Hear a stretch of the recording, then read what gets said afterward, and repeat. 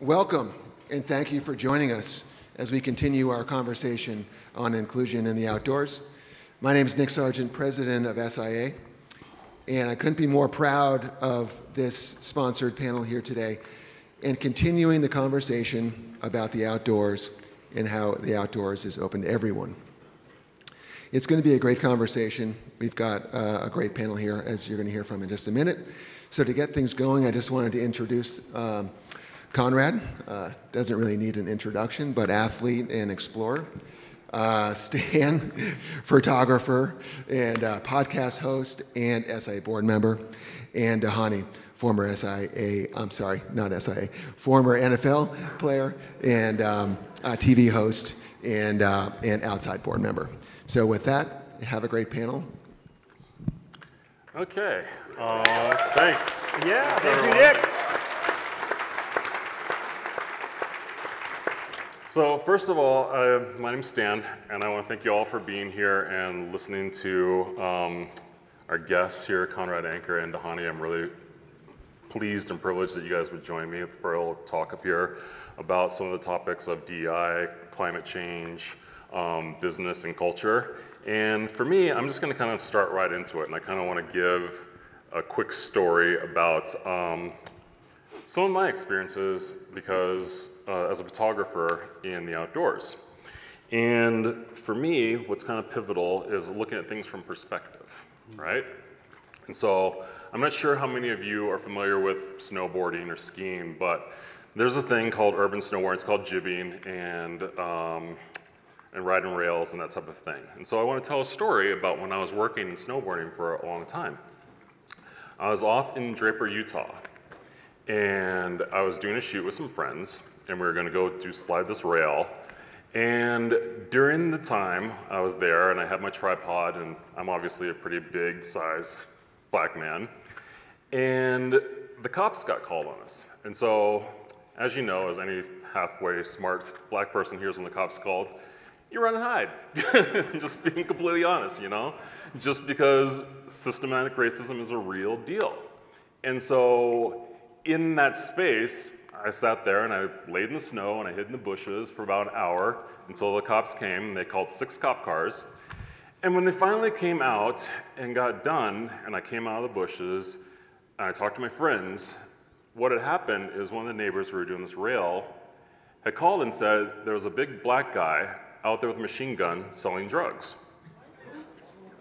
And so I just want you to think about the perspective of outdoors and kind of the things that, for me, because of the color of my skin, I risk as far as going to the outdoors, and it's just a different perspective. You know, it's a very real and dangerous thing to find that acceptance. And as we tackle DEI today, right, everyone comes to this realization that, wow, we've got racism, and it's a real and it's imperative and it's a real problem.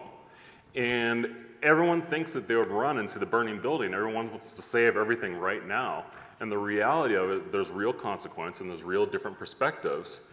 And for me, running into the burning building, you risk job advancement, you risk personal targeting, and you risk jail if you're going to do a protest as a black person.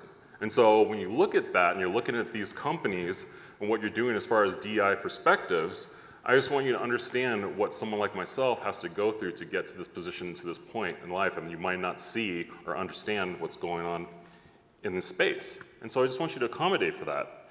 And thinking about that as far as, you know, good judgment requires experience. The experience is gained through judgment. And so you're looking at these things, and I've had lots of bad judgment, so I'm pretty much an expert now. And for me, is looking at these things and trying to find things even today, where recently a Michigan realtor was showing a house to these prospective buyers, and they got the cops call on them. So a drug deal. And so you look at this is still going on, and so looking at these things, and I just want people to, when they're coming to company policy and looking at what they can do, and also what they're potentially sacrificing, what you're actually putting on the line. And so when you put that on the line, and when you see people up here, what Dhani or Conrad or myself put on the line to try and bring equality to the outdoors, it is like there's consequence. And so within that, you know, like for me looking at now with companies, there's just this thing where everyone's looking at doing a DEI program or doing HR resources or bringing people to figure out how they want to do it, right? Like here's how we're gonna do. And they're rolling out slick Instagram campaigns and wonderful ads of beautiful, happy, shiny people. And I just want people to really think about what they're doing and how they're doing it. Because, has anyone here been to a Cars and Coffee? Okay, we've got one person over here who knows what Cars and Coffee is. Dhani knows what Cars and Coffee is. So Cars and Coffee is a thing where basically rich elderly men get together and they go and like, they bring out their fast cars and they park them in the parking lot and they like show them off. And it's, you know, like basically a bunch of people will be like, check out my new toy, kind of thing like that. And so realistically, what's interesting to me is who's willing to drive the car and who can drive the car when it comes to driving on the track. And one of the things that's really breached me as far as like having DI and really being able to drive that car on a track is my relationship with Conrad. And he's one of the people who, through his work through North Face, working with Black Ice, working and mentoring minorities to try and get in the outdoors and just being a source for opportunity and inclusion, Conrad's got his foot on the gas. And he is really, really pushing, supplementing things from his income, from his perspective, to try and help push this narrative. So I think you know, what I want companies to take away from this is I want you to be a driving force. I want you to be a driving force in trying to make DEI something that it's actually like, it's not a flashy post or an Instagram post. It's a consistent commitment day to day of driving that track, trying to get faster, trying to push the limits and move things along. So with that, I think pretty much I've kind of rambled a bit, but I wanted to go ahead and move into some media and marketing, and I think Conrad and Dhani can talk about some of the things that they've seen in media marketing nowadays. Well, I'll say this, welcome, everybody. I think as you look around, this wasn't an opportunity to talk maybe several years ago. So I think you should all give yourself a round of applause. Thank you for showing up. And really look at each other, because you know, this is a rather diverse room, especially when you think about the world of outside. I see some faces that I know, people that I've yet to meet, but I'm excited because the complexion of the industry is shifting. And you know, I come from the football world, and we all have been there for a long time, right?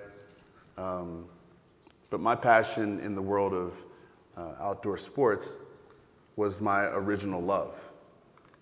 You know, I was 8 years old, and I started skiing. Had my first yard sale, and I was like, I'm done with all those things. I'm gonna go ahead and get this one board, these two boots, these two gloves, and this jacket and these pants. I'm gonna figure it out. And I think some toilet paper cushion in my butt, and a couple, you know, sore wrists, I was able to figure out the beauty of the mountain. But much like, you know, Stan was talking about, I encountered some unique circumstances as I was, you know, taking it to the mountain, feeling good about myself, and you know, I would get racial expletives thrown at me from the lifts.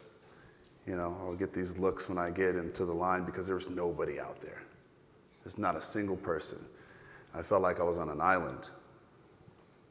But my past of being a military child, talking about perspective, gave me understanding that there's going to be some uncomfortable circumstances that you have to live through. And there's going to be some uncomfortable conversations that you have to have with people. And not everybody's going to like you. You know, we travel. We lived in Japan. We lived, you know, throughout the Asia, and in different states and different parts of the world. Not everybody's going to agree with your point of view, and not everybody's going to understand you. And so I always took the angle of, let's identify our common ground. Instead of you calling me names, I'm going to talk about how badass your board is. And then you're going to talk about how amazing my board is. And then we're going to find some common ground to meet at, and then talk about our love of outside, and then really get to the meat and the challenge of the industry. And so that carried me into the world of sports and into the world of media, where I was therefore able to sort of express myself, coming off of playing 11 years in the NFL. And I would say the next transformative moment, talking about the industry, was when I got to travel around the world and play sports pretty much on every single continent. And that was another eye-opening experience, of which I got to meet people who didn't necessarily see anybody that looked like me, especially in the mountains of Switzerland near Interlaken. Think about that. I'm competing in a sport called schwinging. I want to be careful how to pronounce it, because some of you all might misinterpret me. But you're in the mountains of Meiringen, or Meiringen, and there are these Swiss giants that are out there, blonde hair, blue-eyed. And there's this black fella that came up there to wrestle against them. And let's just say it was challenging in a lot of different ways. But in the same way that I met those people at the bottom of the lift, I met them in the same way in the sawdust pits of which we wrestle against one another. And then once you leave, after you've identified that common bond of competition, we were therefore able to work through our differences as people. And I think that media is adding to that overall conversation, and which ultimately allowed all of us to come here today. Okay. So to actually touch on that, I'd like to talk to, obviously, Conrad Anker, world-esteemed mountain climber, and found George Mallory's body in 1999, and just recently he served as a mentor for Black Ice, which was a film featuring black ice climbers from Memphis that Conrad mentored. But one of the conversations we've been talking about, because Conrad actually grew up in Japan, and the importance of respect for other cultures. And so one thing that Dhani and Conrad both share is they've traveled more than I have, but obviously going into other people's homes and places and respecting their cultures and customs and learning about that, it's something that I'd love for you to talk about, Conrad. Yeah, thank you, and hello everyone. What a real treat to be here. So this is the thing. The commonality we all share in this room is that we see the benefit of getting outdoors. When we go to nature from our oversubscribed, busy life, we defrag the hard drive, so to say. We're in with trees, and it's nature, and it's this connection to us. And in the process, we have a way in which we communicate with other humans that's supportive and with good intention, and there's something positive about that, because when we were hiking 2 weekends ago, it wasn't, I'm gonna hike faster than Stan. It was, there could be a grizzly bear out here. That's the challenge. What are we gonna do to kind of, to be together as a team with that? So that fundamental message of being outdoors, and the more that we can share that in the outdoor world, from skiing, snowboarding, climbing, hiking, rafting, it's that same way in which we bring it together. And to be able to experience cultures other than your own, other than where you're at, and to see that everyone, at the end of the day, has the same goals and aspirations of being comfortable, of being with a family and not harming other people, and that the more that we can bring that together, the better off we are. And that is sort of the ethos. Yeah, to go out there and with Memphis Rocks, which is it's a community center has a climbing gym, but it's in South Memphis, and Tom Shediak, film producer, gifted it to the city, and it runs as a way to encourage people. And so for a lot of young black people in South Memphis, they had no idea what indoor climbing or climbing was like. So they come here, and it's also, there's a garden, there's a wood shop, there's a food service there, and it's really building community. It's building community, and the community that we have in climbing is based on, you're on belay, the three of us are gonna climb that mountain together. And if I start sending you like, I'm gonna be better than you, or being weird about that, then we're gonna fail. But if it's like, you're checking up on me and you're checking up on him, then you're always, you notice the other person there. And we're all gonna succeed. And yeah, not get hurt. Yeah. So something that I wanted to touch on, obviously being a photographer, is looking at media and marketing. And something that's been kind of coming to mind to me lately as somewhat of a policy for diversity and equity inclusion, but it's not as well thought out, is there's something that Conrad and I have been talking about, and we were talking about on our hike just recently in Montana, and it's been the uprise of newfluencers. And I made that term up, and it's pretty interesting because I look at it where for companies and their program, they're looking at trying to find young, vibrant, diverse people, you know, with 10 to 20,000 followers and get their brand narrative across, right? And so within that comes good and bad, because what happens is people end up coming to experts like Conrad or myself and trying to navigate these waters. And again, it comes back to good judgment requires experience, and experience is gained through bad judgment. So what we're looking at is when we're going at and trying to approach equality and diversity, there's a whole list of really educated, smart people who have been working in this industry that I didn't necessarily know about. You know, James Edward Mills is here, and he used to work with Conrad as a rep at North Face 30 years ago. And it's things where like I call and ask him questions because there's things that I don't know. There's Philip Henderson, who was a climber, who is a photographer, who I didn't know about until Conrad introduced me to him.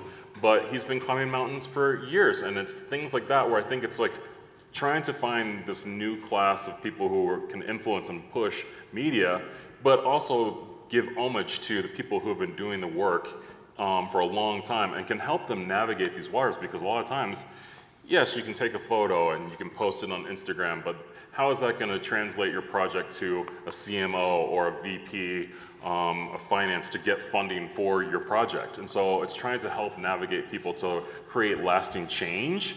And so someone who's been really good at that lately is Kai Leitner. And I don't know if you follow him on Instagram, but you should. Kai has been pushing the narrative. He's a 21-year-old kid who really takes these matters seriously. He's thoughtful, he thinks about it, he takes experience that's going on from him and his family. And some of the things that I do from me and my family, my parents are here, there's their mom and dad. So little things that you know, it's like it's not just the outdoor world, but I'm gonna just go, I'm like, Dad, what was the first sit-in you sat in? What year was the sit-in that you went to with Ida Wells? 1968 for Claire Littler. Okay. So when I look at that and I'm asking about how to go about these projects, that's the knowledge I'm coming from. So my dad, how old were you? 11. Okay. So my 11-year-old dad going to his first sit-in in 1968 translates to me being up here. What? 50. Damn, you're old. Like that. So it's looking into past generations, taking that knowledge and building foundations on top of each thing. And so that's where we're looking at these distribution systems, where it's something that like really like keys into me now is looking at something where Dhani of like endorsement deals, right? So you coming out from football and looking at endorsement deals that you had, now we've got a whole new landscape of where the NCAA just dropped rules on endorsement deals for college players. So when you look at now influencers and how you're going about to do multicultural marketing to a young base, it just completely got shifted to a younger age bracket where now you're gonna have student athletes, you're gonna have student agents, and you're going to have products that you're going to there. So maybe you can kind of touch on that and see how you think that world's going to shake out to be. It's an exciting world, and for those that don't understand, it's a name, image, and likeness, which is essentially happening. That basically means that if you are somebody and somebody feels as though they want to sponsor you, then they can, right? And I think it just opens up an opportunity for different brands and different people to start generating an income from a passion and a love in the sport that they desire. It also comes with its challenges, right? Because of what you just talked about. There's going to be these agents that all of a sudden show up at people's doors. I was just reading, or I was listening the other night on the news talking about how a lot of the agents are starting to approach young athletes through the Instagram and TikTok channels, right? So with opportunity, there also comes these challenges. When we think about the world of football, it's the same, and even that much more amplified as the stage is that much greater. But I think all in all, right, as brands, it gives you an opportunity to reach people at an earlier time. It gives an opportunity to talk to diverse audiences at an earlier stage, right?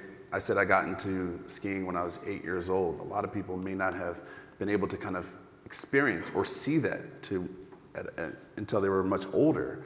And so, I would invite you to think about how and when you kind of are now able to be a part of these influencer communities, so that not only they participate, but then other people see them and they're motivated by them as well, so that they continue to participate as well. So to add on that, I don't know if many of you know, but Dhani here is a board member for Pocket Outdoor Media, which owns Outside, which Outside owns a bunch of titles. So my question to you is, how are you going to go about telling diverse stories and equitable stories with authenticity and involving that community for these outside publications? I think, as Outsides continue to grow, it's just reaching people and at the same time listening, right? One of the great things that we have now is an opportunity, is because we are of that size and scalability, and we have tremendous amount of reach. Now we have to do our part and listen to those that are out there and ask them to contribute, right? And Robin Thurston, who's our CEO of Outside, he's always impressed that upon those that are in the organization, and I think that's important, right? And it comes from the CEO, and then it spreads throughout the organization, and then those in the organization are out there identifying and helping and talking to those so that they can be a part of the community as well. So I think it's an approach that takes time, right? It's an approach that takes openness and willingness, because maybe some people didn't have previously a great experience, right? I know how frayed the industry has been. When I talk to some of my friends that have been in the snowboard business, the skiing business, a lot of people have not necessarily been so receptive. And so those come as challenges. Mm-hmm. And being an open organization that's being more welcoming, right? So that everybody feels as though they belong. Now it opens up opportunities for people to come and write about, talk about, and participate as the industry continues to grow. Nice. One thing I did want to talk about, and has been included, is I want to shift gears a little bit to climate change, which is something that's been a bit on all of our minds. If you look at some of the fires burning right now and the floods in Germany, and just the global temperature being recorded and moved up to 1.1 degree. It was just recorded yesterday. And so in the talks with that, I'm going to hand this over to Conrad, because he is our expert from this panel, at least, because I'm no scientist. But he can talk a little bit, speak to that, and how he's doing that in everyday life and companies' approaches to that. Yeah, we're at a crossroads. The International Panel on Climate Change released their report a couple days ago, and it was like, we're at the irreversible point. So we really need to get behind this and work hard to it. We essentially lost 4 years of being able to be climate aware, and now through the infrastructure bill that's in there, we have ways that we can build climate accessibility within that.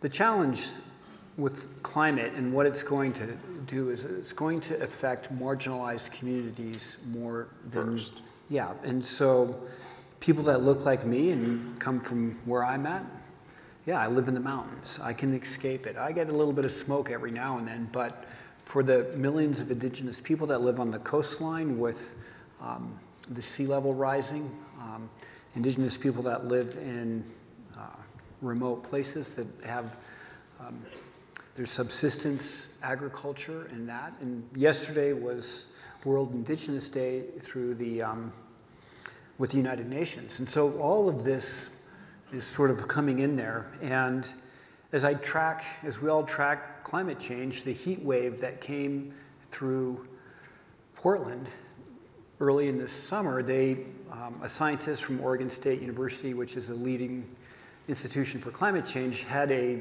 state-of-the-art temperature measuring system. And so in the leafy, well-to-do neighborhoods in Portland or up on the hill, it was 95 degrees. In the lower part of Portland, if you're familiar, where the cement and concrete, the temperatures were up to 120. And that discrepancy, when it was tied to zip code and mortality, there was a direct connection to it.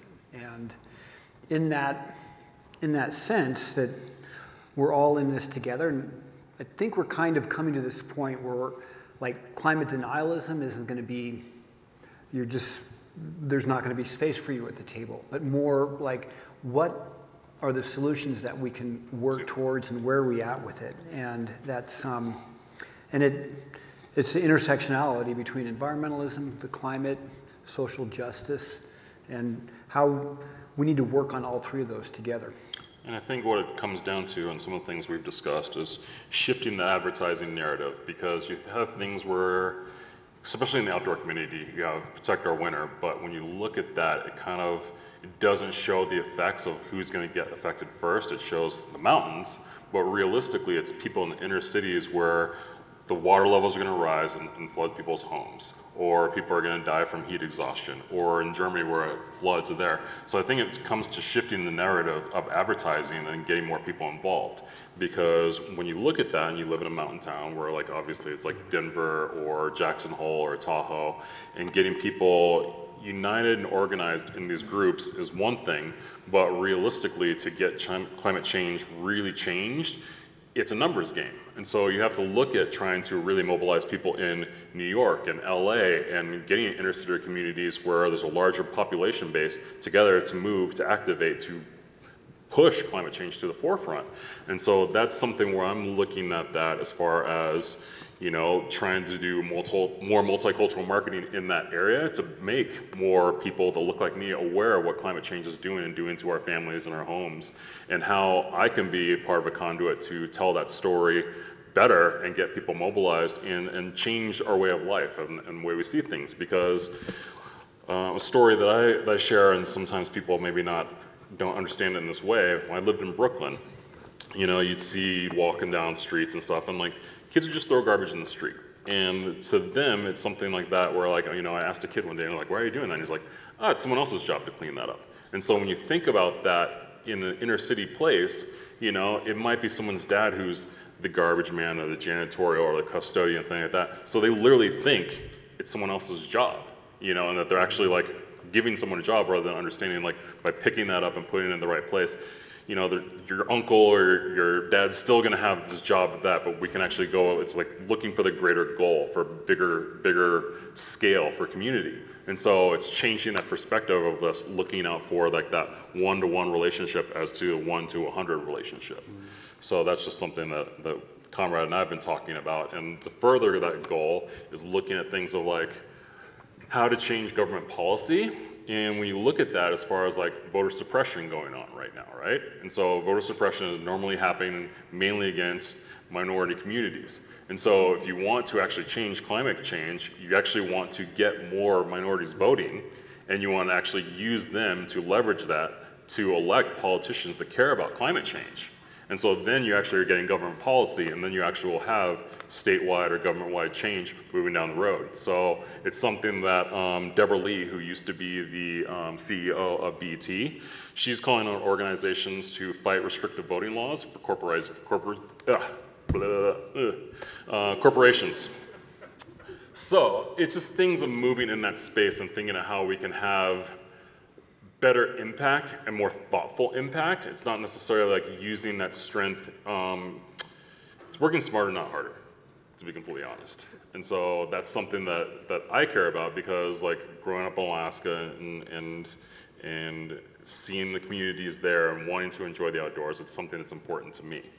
So on a note on that, with climate and where it's at, the invisible Adam Smith free market is not going to solve this. It got us into it because we went crazy deep into that, and we're going to need market externalities that come via the government about pollution,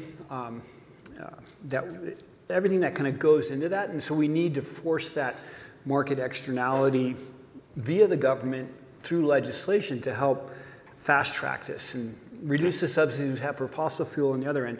And to me, in terms of voting, it's disheartening that we, coming out of this last election cycle under the guise of voter integrity, that we're making it more and more restrictive. And in my home state of Montana and fellow western state of Arizona, there have been recently enacted laws that are targeted at Native American communities. And you can parse down the electorate one way or another, but when it comes down to it, there's 40,000 votes that, had they gone a different way, we would have a different president today. Or it's 5,000 votes, and these 5,000 votes from this county tip that state in that direction. And to me, that is for the Native American communities that have been, we owe them a debt of gratitude and respect and recognition, and taking that ability to vote, which is the bedrock of our nation, that's not the right thing to do. I would say, just to kind of summarize, everybody's got a different responsibility, right? And you might be the CEO of a company, or you might be, marketing, or you might just be a fan. Everybody's got an intrinsic, responsibility to help us understand and help us work through some of these challenges that we're dealing with, right? And so, I can only speak from my perspective of my life's journey, and just wanting to have a seat at the table. And I think going back to what you're saying in terms of, there will be those that sit at the table that work with those hand in hand in order to kind of create policy. That goes for climate. That also comes for diversity and inclusion. There will be those that are on the front lines that are fighting tooth and nail, advocating, and some people dealing with the challenges of that. And there will be other people that will be doing. And as you sit out here and listen to kind of us talk about our own personal experiences, you have to also identify where you fit, or where you think you fit into that channel, because it can be rather overwhelming. There's just so much to do, right? We're in this state of a lot of things that are happening all at the same time, and sometimes you don't know exactly what lane you can spend time in. But I just would ask you to think about where you think you fit in those changes along the way, with the companies or with people, or as a Newfluencer, as Stan pointed out, in your life, because it's important to know that piece. For sure. Something that I'm curious about, and I think it kind of goes back to perspective and how you see the world, is I'd like to hear more about yourself and Conrad's adventures, but specifically you, because you're on Dhani Tackles the Globe, which was on the Travel Channel. And for me, what did you learn from that experience? Like what things from going around the globe and meeting different people and experiencing like them welcoming into your home and the customs, like what are some perspectives that I think the outdoor industry can like take from that experience? Yeah. And for those who haven't seen my show, it's okay. It's okay. You have an opportunity to do it right now. You can go home. You can download it on Hulu. It's all good. It's there. Discovery Plus, you can find it there too. After I played in the NFL for a while, or while I was in my transition phase, I got an amazing opportunity to travel around the world, played different sports at the highest level, as I was talking before in terms of swinging.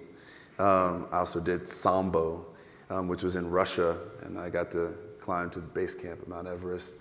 I went to, I forgot which peak I went to. It's 20,000. Island Peak? Island Peak. Yeah. Yeah. Lost my mind when I was up there.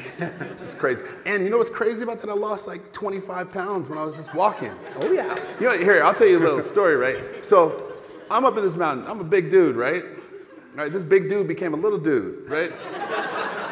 In like a period of like that. It was so crazy, right? So my show, which I had a really great time doing, you know, they would be like, oh, why don't you just go out there and play rugby against these players? And, you know, and I was like, okay, cool. I did that. I fell off a horse, almost like busted my head open, and it's fine. Got in a couple fights, but it's fine. I made my way back. All these different sports. And then I get to go to Nepal to go climb the base camp in Mount Everest. I'm like, okay, this is just walking. So when I go to Maryland, I'm going to be a big dude. Yeah. I'm like, this is just walking. So I'm like, I get to Kathmandu. This is really cool. Just jump on an airplane, head up to, where do we drop off? Lukla? Lukla. Oh my God, Lukla. First of all, the scariest flight you've ever had in your entire life. You land on this like itty bitty runway in the middle of the mountains on this itty bitty plane. It's like that through. It's crazy, right? I'm like, okay, this is cool. I can do this. I put on this backpack, started walking. Man, a little out of breath. Just keep walking.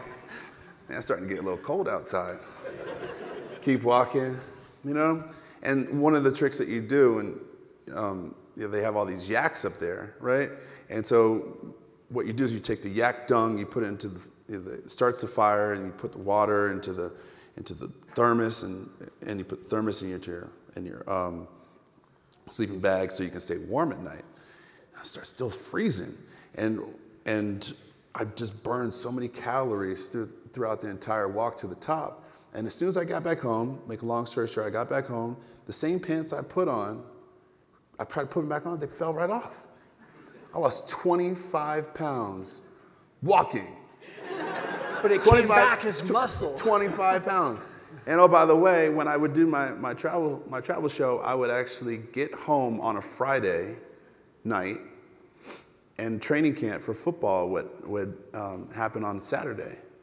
So I would get home on a Friday night at 8 o'clock, and I would go right into training camp on that Saturday morning. So there's two things that I learned.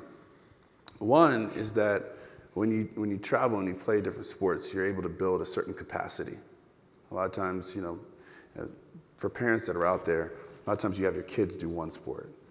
Gotta allow them to play multiple sports, right? Give them opportunity to have fun and diversify their perspective of their body through sport. That was one. The second thing, and this is the most important piece I learned, this is related to your question, I learned about people.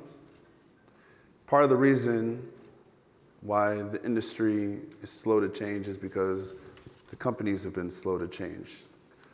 And you're slow to change because you haven't seen new people. And when you travel outside your circles and you start meeting people and you start spending time with people, you start recognizing your commonalities with others.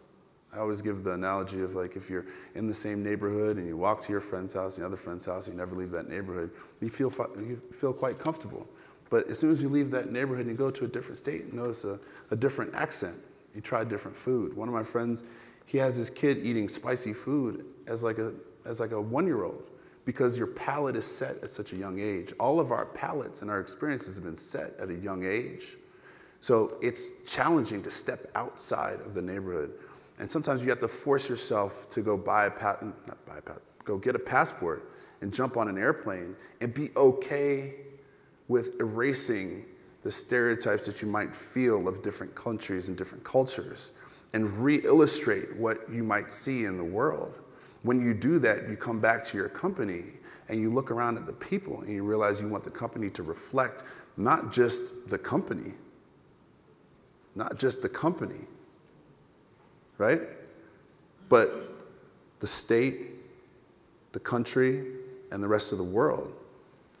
That's what I learned when I was traveling, right? I learned to see the differences, but the commonalities that we all share. So, and I also learned to see a smaller waistline too. All right. One of the things that I wanted to really talk about was how to take a DEI initiative at the marketing and HR level. And one of the things was looking at how to scale it into business practices that translate to long-term brand values, add a sales component, and what you need to do is envision your customer, identifying prospective buyers, making lasting market decisions. And so from that, I would say, Conrad, you've probably worked in the outdoor space the longest. Like, what are some things that you're trying to show brands and businesses of having an athlete and old-fluencer? Wow. Is someone writing that down? Like yourself, like what are some things that you would suggest? Yeah, representation matters, and just as what people, what they choose or what they're given to eat at a young age influences further on. So at a young age, when we can introduce people to the outdoors, and for the thousands of young black children that saw you walk up to Everest Base Camp, they'd seen you as a football player or a basketball player or traditionally the sports that black people do. But for them... Oh, by the way, I'm terrible at basketball, I just want to let you know. That makes two of us. I'm terrible. I'm garbage. But we none have of you all would pick me to be on your basketball team, I promise. Yeah. Yeah. But it's erasing those stereotypes when you go over there, and it was an eye-opening to go climb a mountain and to see what it comes back for you. And that representation is, and by doing it in events that we share, by compensating the athletes that are the influencers, the people that are part of it, and then having that representation at the top level of the companies. It's got to be, we just can't be window dressing. For sure.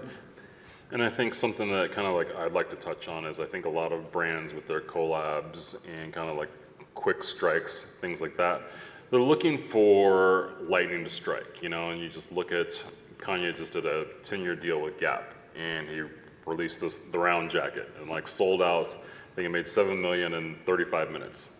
So while people are looking at that, and realistically that's what everyone wants to do, they want to sell products, right? It's looking at, lightning's not going to strike every time.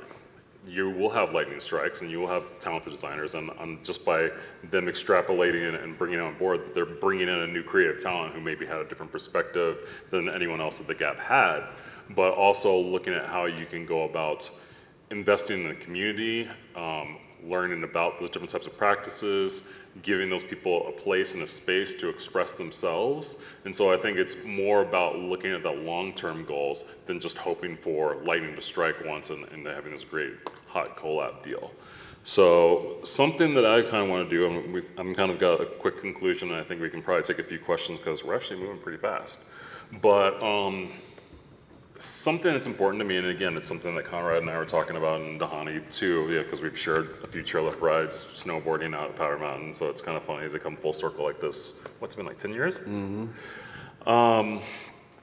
Is when we were hiking back, we went to, what was the falls we went to, Conrad, just recently? What was it? Pioneer Falls. Pioneer Falls in Montana in Spanish Peaks.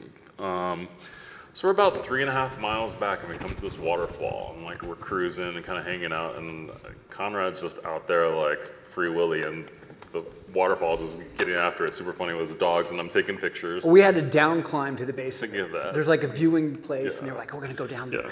Yeah. So I'm kind of like scoping while he's like in the waterfall, TLC.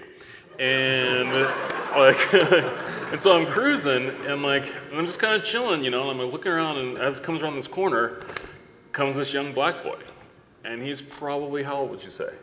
8, 9? Yeah, and you can just tell by the realization of going all through the woods and coming back, and he saw me, and all of a sudden his eyes lit up, and you could just tell I was the last person he was expecting to see 3.5 miles back at this waterfall, And so we kind of continue, and me and Conrad kind of have a moment, we kind of like just watch, but it's funny because this kid is just watching me, he's like kind of watching what I'm doing, I'm kind of hiking around, and every once in a while I can just see his eyes on me the whole time. He down climbs to the base of the waterfall. Yeah, he's like coming and checking it out. And so as we go out there, we're walking back and on the trail, and Conrad and I are laughing, and I was like, Conrad, do you do much market research on the trail? Because I feel like we just did a whole market research on the trail of all the different types of people we're cruising by and seeing, right? And as we come by, there's like a young transgender woman like hiking by with her crew, you know, like that, and like we notice it, and like it's like that. And we both kind of had a moment, and like what we're doing in this space is like 20 years ago, you would have never seen this happen. You would have never seen that. I was just like just seeing these people on the trail and just feeling that comfortable and in the space where you're like, okay, I'm accepted here and this is totally fine, and it's refreshing and relaxing. And what we're doing with this talk, with us combining, with us talking to these brands, is trying to make the outdoors accessible for everyone.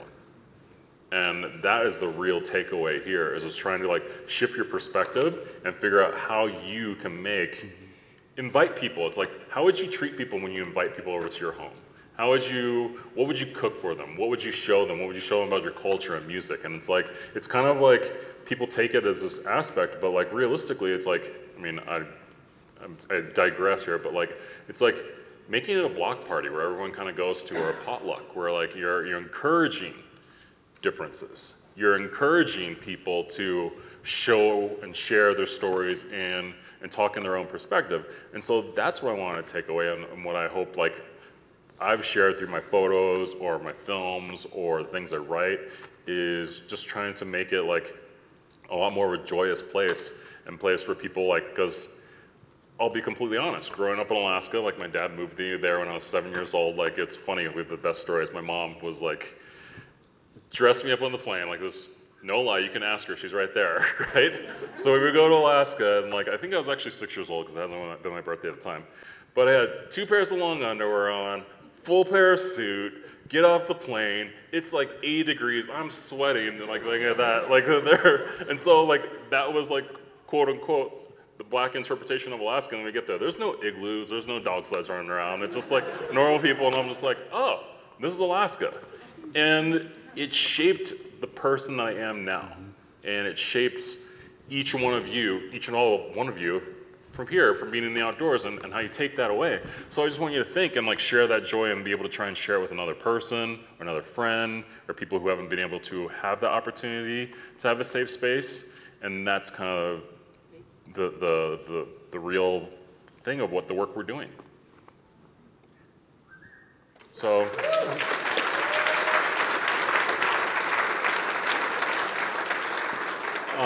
I think Maggie's out there somewhere, but I think we have like 10 minutes for questions, and I know Dhani was really fired up on questions. Love questions. Because I think of that, but you know, go ahead. Yeah, you're right there. Bam! Right there, we got you. You're right there, front row. Hi, I'm Crystal Egley. I'm checked as loud as possible. So we've heard a lot about diversity. What? Oh. Maybe it's not working, but go ahead. So anyway, as I was saying, there's a lot of diversity in the outdoors, but I feel like we haven't even gotten to equality, let alone equity, quite yet. And so I'm wondering, if there's some tangible takeaways for individuals, but specifically companies, for equity in the outdoors. I think I can take that one, because I think the whole tangible takeaways are hiring people that have been there.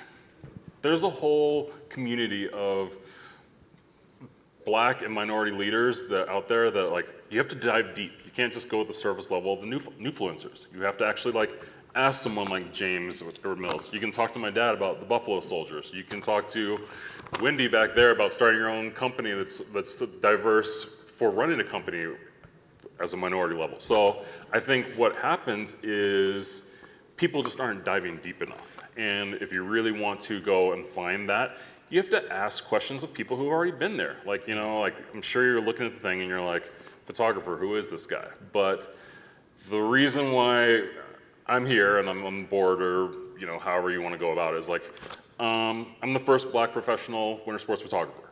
And like, while that's a great thing, it's also kind of a sad thing. You know, like, so it's like a hit or miss, you know, however you want to do it. But I've spent a lot of time making a lot of mistakes, making a lot of bad judgment, so I could get to a point of having good judgment and being here and trying to help and advise people. And me personally, I try and like do a mentorship of either 1 or 2 people a year. It's just something that I do. Me personally, I'm not advertising or broadcasting it, but I try and teach people the business ropes of that and send them on their way. And that's what I personally do. And I know like Conrad and Dhani, I'm sure they have been mentors to people there, but that's the best way I can answer it. And real close to this, climbing gyms are offering a way to bring outdoors to inner cities. So as climbers, there's a responsibility of teaching the outdoors, but when I travel now, I don't go to bars, I go to climbing gyms, and people prefer going to climbing gyms than going to bars. And especially in places like the Bay Area or New York, you go to the climbing gym and it's far more diverse than, say, a bar might be, and they communicate, and that, if we can have that as a foundation and somehow translate that into being outdoors. Yeah. Scaling. Okay. Maggie, pick someone back there. Yeah.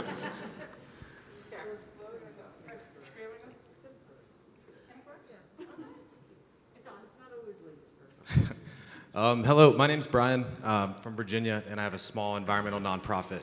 And we do a lot of community work and trying to get everyone outside and just recreate responsibly and things like that. I'm wondering what maybe ways y'all have found for us to bridge the gap to the community for issues that might not be present to me, but are present and need to be addressed. Is there anything you guys have come across as ways that are good for folks, from our side of the table to get involved in the community? I think I can take this one too. For me, the biggest thing that I see with the misconception that outdoor brands have is they're always trying to take people from their place of where they live and get them to the outdoors and experience there. And what it does is there's not opportunity and access for that to be sustainable. So what I think nonprofits and businesses really need to do is they need to go into the communities that they're actually trying to help, build a sustainable platform in the community there, like, whether it's like workshops or education or gardens. Like, it could be just something as like as simple as what's the word I'm looking for? Community gardens, right? It's something where like someone can go there and plant a tree or plant vegetables, and you're building community, and then you get to eat it afterwards. And again, block party, woo, there we go. But I think that's the main problem, that people always are trying to take people from the place that they live and make there, and they might not be able to sustain that. And I think if you go there and you show that you're part of uplifting and bringing the community together and uplifting, what you're gonna do is you're gonna generate interest, and once you generate interest, people will find a way to get to the outdoors. I think there's another piece in terms of disintent. A lot of people can set up a community garden with ill intent and the plants won't grow, right? But if you have the right intent, then they'll thrive. And so I think that's always like the first piece. And I think asking the question is the perfect start. But as Stan was talking, it's the proactive approach to going where people are instead of removing people from where they are to take them where you need to be. But in the end, it's also, it's also being able to balance between the two as well. Because eventually, people have to leave their surroundings in order to go to a new place. But it's about establishing trust first and foremost. In the back, the hat. Oh, I had this. Oh, sorry. I got the microphone. I see the microphone. I have the stick. Good. My name is Karima. Mostly known for Adaptive Climbing Group, but in this context of my intersectionality, I'll just say I'm one of the administrators of Kyle Leitner's nonprofit, by the way. I took him to George Floyd's funeral, and that's what sparked our thing to create that nonprofit. In this, one of the things that we have talked about within our organization, or as a family, is the fact that there's a lot of new young leaders, as you said, or newfluencers, or I know it'll catch on. It's gonna get there, write it down. And one of the things that we've found the most, especially as we are advising organizations, individuals, climbing gyms, is that these young new leaders lack the, I guess you could say, business education. Because if there's no mentors within the industry to show you how to lead, like that kind of bridge isn't there. So they're going after very popular people like on social media and say, okay, you're part of this brand now. And then someone doesn't know how to navigate this aspect of the industry in order to create the proper influence and, how can I say it? Sustainable influence. Like the door's open, but how do you sit at the table? You know what I mean? So are you just passing through, you know? And the answer to the question to your bar is because not everybody drinks. And you get all ages in the climbing gym, just for you, Conrad. That's why it works so well. I want to know if you guys have felt that same way that I've felt, because I've mentored other people who've been around, and so has Jay. Do you think you have an idea or an answer to that aspect of that gap from everybody jumping in the last 4 years to saying, woo, brown people, yay, and then the brown people go like, okay, I'm here, now what? You know, we've seen some people fall on their face trying to navigate it, or it didn't work out well. Like, do you have a thought on that? I have a thought on that, and it's interesting coming from photography and as far as apprenticeship, right? And I'm going to use this for an example. One of my main mentors right now is this man called Arturo Nunez. He was the CMO for Nike basketball. He's a CMO for Apple Latin America, and he is now the CMO for Nubank. And in my advice, it's a quest for knowledge, not for likes, right? And so when it comes down to that, it took me 6 years to get a face-to-face meeting with Arturo. 6 years. But once I did that, and I had like probably 4 different meetings, it was like grad school on overdrive. But something about it with Arturo, right? Sometimes people aren't ready for the knowledge that you're trying to get them. And you can only teach the people who are ready to learn. And so that's the hard part, right? You know, it's like, are those people ready to learn, or do they want to have likes? And so it's separating that difference of people who actually want to put in the work for lasting change versus the popularity contest, and that's just a discerning conversation. And I think you had something to add to it. Or did... I guess I would just, I would say it's going to take time, right? When there has been a lack of participation, it takes time for things to catch up. And so I can understand on your side, right? You say that people have to be ready to learn. There have to be those outside of the circles of diversity that want to teach and build a certain level of relationship so that they can be the guides, right? And it takes time in order to build density of community. And once the density of community is able to sort of reach that scale, then it won't be as challenging, if you will. Okay, well, I think that's it. I think we're on time. Thank you all for joining us. I think we got to give the room, sorry.